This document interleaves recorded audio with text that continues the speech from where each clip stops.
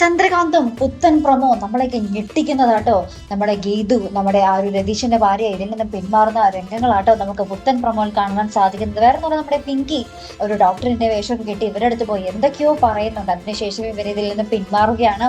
ശേഷം നമ്മുടെ പിങ്കി ഈ ഒരു സറോഗസിക്ക് തയ്യാറായി ആ ഒരു മുറിയിൽ നിന്നും ആ ഒരു വീൽ ചെയറിൽ ഇങ്ങനെ കടന്നു വരുന്നൊരു രംഗമാട്ടോ നമുക്ക് കാണുവാൻ സാധിക്കും നമ്മുടെ ഹോസ്പിറ്റൽ. അപ്പൊ നമ്മുടെ വല്യമ്മയും ഗൗതവും ആയിരിക്കും അവിടെ ഉണ്ടാകാൻ പോകുന്നത്. നമ്മുടെ നന്ദ ഭയങ്കര വിഷമിച്ചിരിക്കുന്ന ഒരു കുറച്ച് സീനുകളും നമുക്ക് പ്രൊമോയിൽ കാണുവാൻ സാധിക്കുന്നുണ്ട്. അപ്പോൾ നമ്മുടെ പിങ്കി ആണെങ്കിൽ ആ ഒരു ലക്ഷ്യത്തിലേക്ക് എത്തി, ലക്ഷ്യം സാധിച്ചു നമ്മുടെ പിങ്കിയുടെ. ഏത് വഴി നമ്മുടെ പിങ്കി പണ്ടേ മുതൽ അങ്ങനെയാണല്ലോ, പിങ്കി വിചാരിച്ചിരിക്കുന്ന കാര്യം നടന്നിരിക്കണം അല്ലെ. അപ്പൊ അതിനുവേണ്ടി പിങ്കി ഏത് വഴിയും സ്വീകരിക്കും. അത് തന്നെയാണ് ഇവിടെ തന്നെ ആ ഒരു പിങ്കിയുടെ ഏറ്റവും വലിയൊരു ആഗ്രഹം തന്നെയായിരുന്നു, ഏറ്റവും വലിയൊരു ചതി തന്നെയായിരുന്നു നമ്മുടെ നന്ദയുടെയും ഗൗതമിന്റെയും കുഞ്ഞിനെ തന്റെ യൂട്രസിൽ വളർത്തിയെടുക്കുക, പിന്നീട് പ്രസവിച്ചു കഴിഞ്ഞാലും നന്ദയ്ക്ക് അത് കൊടുക്കാതിരിക്കുക എന്നുള്ളത്. അത് തന്നെ നമ്മുടെ പിങ്കി ഇപ്പോൾ സാധിച്ചിരിക്കുകയാണ്.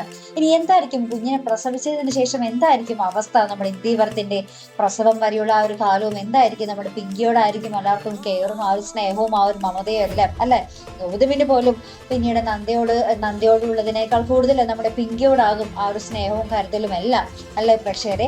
നമ്മുടെ ഗൗതമിന്റെ നന്ദയുടെ മുന്നിലാണല്ലോ, ഗൗതമിന്റെയും കൂടി മുന്നിലാണല്ലോ ആ ഒരു തന്റെ കുഞ്ഞ് ഇങ്ങനെ വളർന്നു വരുന്ന ആ ഒരു എന്താ പറയാ, പിങ്കിയുടെ വയറ്റിലാണല്ലോ തന്റെ കുഞ്ഞ് എന്നുള്ള ഒരു തോന്നലില് നമ്മുടെ ഗൗതമിന്റെ ആ ഒരു സ്നേഹവും എല്ലാം തന്നെ പിങ്കിയിലോട്ട് മാറുകയും ശേഷം നന്ദ ഇന്ദീവരത്തിൽ നിന്നും തന്നെ എല്ലാവരുടെ അവഗണന മൂലം ഇന്ദീവരത്തിൽ നിന്നും തന്നെ പടിയിറങ്ങാൻ പോകുന്ന രംഗങ്ങളുമായിരിക്കോട്ടോ നമുക്ക് ഇനി ചന്ദ്രകാന്തത്തിൽ കാണുവാൻ സാധിക്കുന്നത്. എന്തായിരിക്കും അല്ലെ പ്രേക്ഷകർ, എന്തൊരവസ്ഥയാണല്ലേ.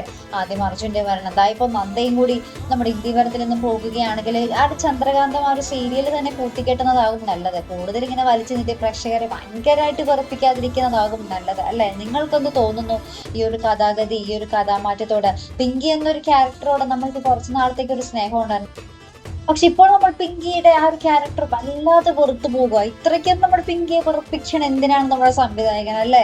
എന്തായാലും നമുക്ക് കാത്തിരുന്ന് തന്നെ കാണാം. അപ്പൊ ഇതുപോലെ പ്രൊമോ റിവ്യൂസിനും എപ്പിസോഡ് റിവ്യൂസിനും ഒക്കെ നിങ്ങൾ മറക്കാതെ ചാനൽ സബ്സ്ക്രൈബ് ചെയ്യുക. അടുത്തൊരു വീഡിയോ വരുന്നത് വരയ്ക്കും ഗുഡ് ബൈ.